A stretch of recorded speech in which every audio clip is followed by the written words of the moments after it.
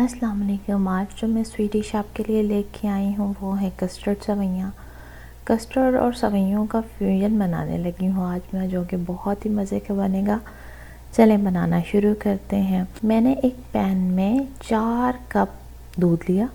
उसके बाद मैं इसमें 1 इलायची डाल लूँगी खोल के और इसको अच्छी तरह से उबाल दिला लेंगे। यहाँ पे अब मैंने इसमें डाली हैं सवैयाँ। सवैयाँ तकरीबन 1/3 कप हैं। आप इसको हाथों की मदद से इस तरह से छोटा छोटा कर लें और शामिल करें।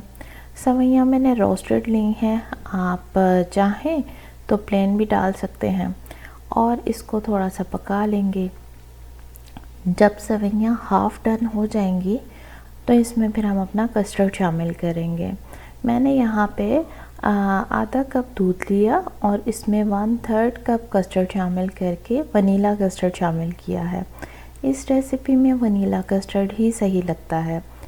आप डालें, बहुत अच्छी तरह से मिक्स करें और फिर अपने बॉईल किए हुए दूध में और आधी पकी हुई सवैयों में इसको आहिस्ता आहिस्ता डालते जाएं।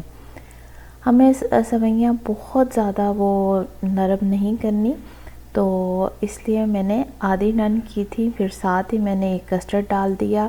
इसको हम गाढ़ा करेंगे और मुसलसल चम्मच चलाते जाएं ताकि लम्स ना बने।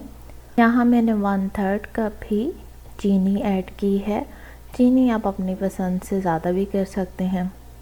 और हमें बहुत थिक कस्टर्ड नहीं चाहिए।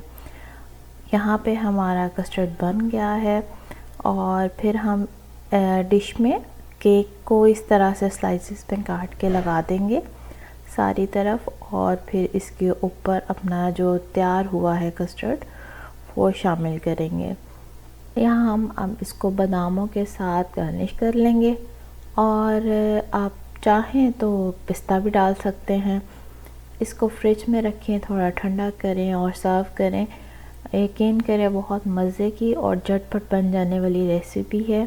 ट्राई ज़रूर कीजिएगा, बच्चे भी बहुत खुश होकर खाएंगे। अगली वीडियो तक के लिए अल्लाह हाफ़िज़।